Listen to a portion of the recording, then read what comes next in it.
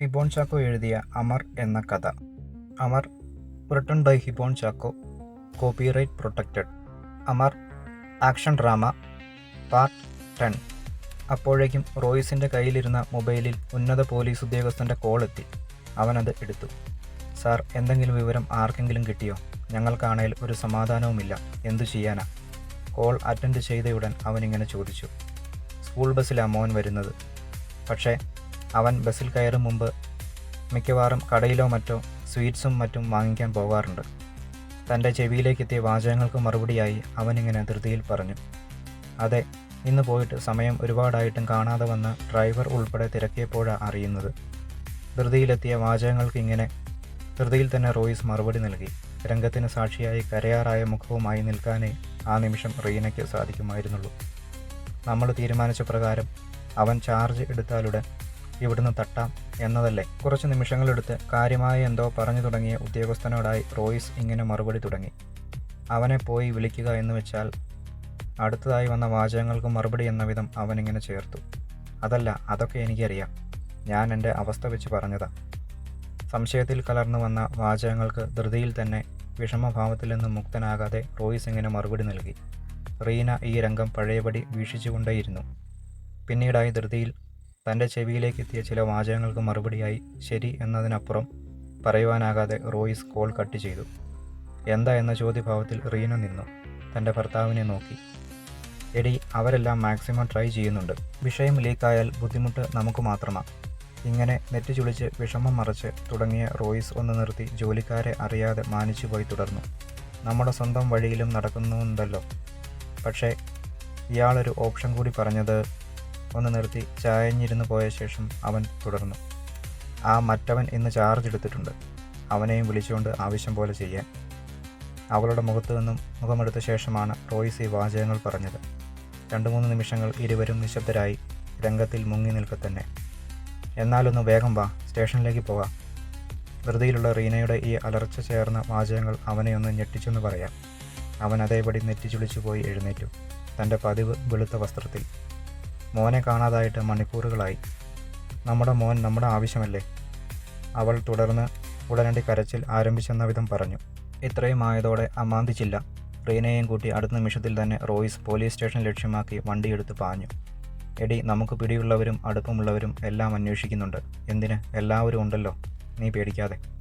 Pajero പായിക്കുന്നതിനിടയിൽ കരച്ചിൽ തുടരുന്ന റീനയെ ഒരു നിമിഷം നോക്കിയ ശേഷം റോയ്സ് ഇങ്ങനെ പറഞ്ഞു. മറുപടി ശ്രദ്ധിക്കാതെ ഹോണടിച്ച് തടസ്സങ്ങളെ ഒതുക്കി റോയ്സ് പായിച്ച വാഹനം സ്റ്റേഷനിലേക്ക് കയറി നിർത്തപ്പെട്ടു. കാണുന്നവർ ശ്രദ്ധിക്കാത്ത വിധം ഇരുവരും ഒരുപോലെ വാഹനത്തിൽ നിന്നും ചാടിയിറങ്ങി സ്റ്റേഷനകത്തേക്ക് കുതിച്ചു ചെന്നു. കോൺസ്റ്റബിൾ പ്രവീണായിരുന്നു അവരെ ആദ്യം സമീപിച്ചത്. എന്താ സാർ? കയ്യിൽ ഏതോ ഫയൽ പിടിച്ചുള്ള അവൻ്റെ ഈ വാചകത്തിന് മറുപടിയായി ദേഷ്യം കൂട്ടി ഭാവിക്കേണ്ടി വന്ന റോയ്സ് ഉച്ചത്തിൽ പറഞ്ഞു. ആ മൈരൻ എവിടെയാടാ?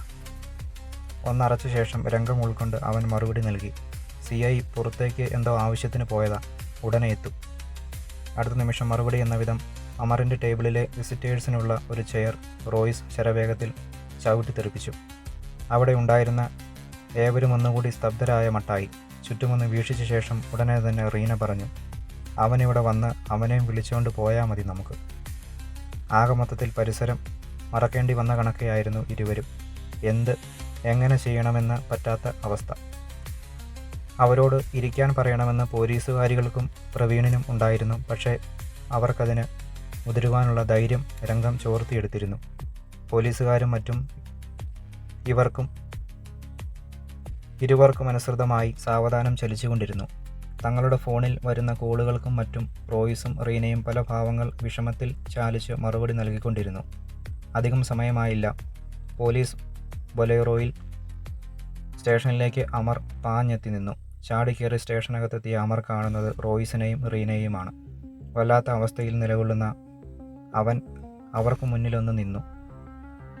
ഒരു പോര് കഴിഞ്ഞെത്തിയെന്ന വിധമുള്ള അമറിൻ്റെ ഭാവവും ശരീരഭാഷയും. പക്ഷേ ആ സമയം ആർക്കും ശ്രദ്ധിക്കുവാൻ സാധിച്ചില്ല. മറ്റേടത്ത് പോയി കിടക്കുമായിരുന്നടാ? അമറിൻ്റെ മുഖത്ത് നോക്കി ധാർഷ്ട്യം കലർത്തി എന്നാൽ രംഗത്തിൽ മുങ്ങി റോയ്സ് പറഞ്ഞു. മറുപടിയായി അവരെ മറികടന്ന് തൻ്റെ ചെയറിനടുത്തെത്തിയ ശേഷം അടുത്തേക്ക് വന്ന പ്രവീണിനെ മാനിച്ച ശേഷം അമർ പറഞ്ഞു. ഞാൻ ലീവിലായിരുന്നു. ഇവിടെയാകെ താറുമാറായി കിടക്കുക. അടുത്ത നിമിഷം മറ്റൊരു ഭാവം പേറി റോയിസ് പറഞ്ഞു, മുകളിൽ നിന്ന് ഉത്തരവുണ്ട് എൻ്റെ കയ്യിൽ, നിന്നെയും കൊണ്ട് പോകുവാനുള്ളത്. അവനിത് പറഞ്ഞു തീർന്നില്ല. സ്റ്റേഷനിലെ ടെലിഫോൺ ശബ്ദിച്ചു. അമർ അത് അറ്റൻഡ് ചെയ്തു തൻ്റെ ടേബിളിൽ നിന്നും. ക്രൈം റേറ്റ് കുറച്ച് ഏൽപ്പിച്ച ജോലി ചെയ്തതിന് അഭിനന്ദനവും സ്ഥലം മാറ്റമാണെന്ന് പറഞ്ഞിട്ട് ഇപ്പോൾ ഇതെന്താ സാർ? ചെവിയിലേക്കെത്തിയ വാചകങ്ങൾക്ക് മറുപടിയായി അമർ ഇങ്ങനെ ഒരു പ്രത്യേക ഭാവത്തിൽ മന്ദഹാസത്തോടെ റോയ്സിനെയും മറ്റും നോക്കി ഇങ്ങനെ മറുപടി നൽകി. പിന്നീട് വന്നവയ്ക്ക് ശേഷം ഗൗരവം ഭാവിച്ച് ഓക്കെ പറഞ്ഞ് അവൻ ഫോൺ പഴയപടി വെച്ചു. എൻ്റെ കൊച്ചിനെ കാണാതെ പോയിരിക്കുക, നീ കളിക്കുവാണോടാ? കോളിൻ്റെ സന്ദേശം തിരിച്ചറിഞ്ഞെന്ന വിധം അടുത്ത നിമിഷം അമറിനോട് റോയ്സ് അലറി. അമർ ഉടനെ പരാതി രേഖപ്പെടുത്തുന്ന ബുക്കെടുത്ത് തനിക്കും റോയ്സിനും നടുവിലുള്ള തൻ്റെ ടേബിളിൽ ശബ്ദം കേൾക്കും വിധം ഇട്ടുകൊടുത്ത ശേഷം റോയ്സിനെ നോക്കി നിൽപ്പായി.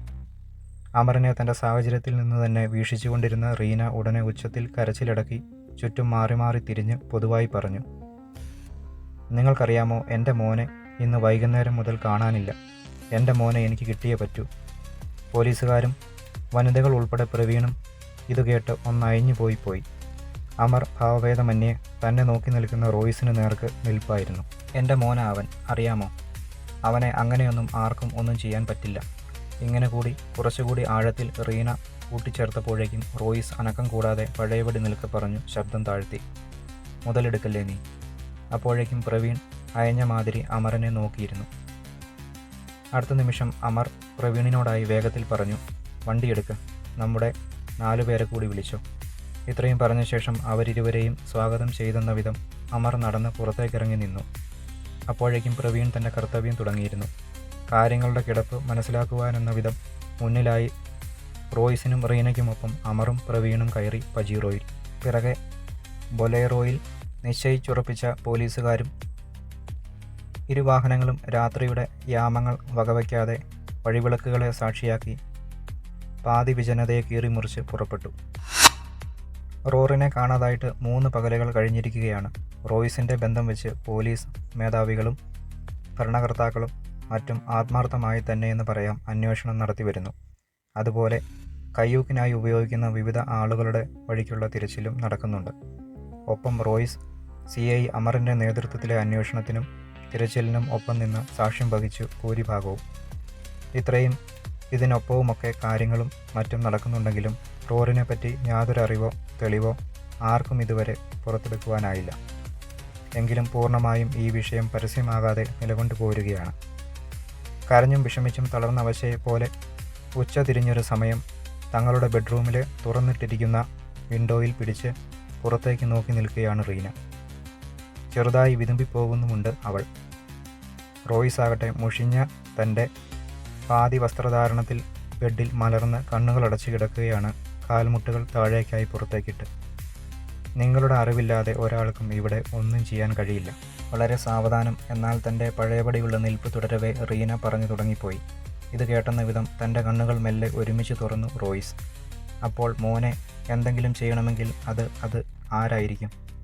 പഴയപടി തന്നെ തുടർച്ചയായി അവളിങ്ങനെ വാചകങ്ങൾ മുന്നോട്ട് വെച്ചു. താനായിരിക്കുന്ന അവസ്ഥയിൽ തന്നെ അവൻ ഒരു നിമിഷത്തേക്കൊന്ന് സ്തബ്ധനായിപ്പോയി. നമ്മുടെ മോനെ കാണാതായതിൻ്റെ പേരിൽ ഒരു കൂസലും കാണിക്കാത്ത ഒരാളെ ഞാൻ കണ്ടുള്ളൂ. വർദ്ധിച്ചു വന്ന വിഷമം തൊണ്ടയിൽ അമർത്തി കളഞ്ഞാണ് പഴയപടി തന്നെ റീന ഇങ്ങനെ കൂടി തുടർന്ന് പറഞ്ഞത്. റോയ്സ് മെല്ലെ എഴുന്നേറ്റു. Amar, written by Hibon Chacko, copyright protected.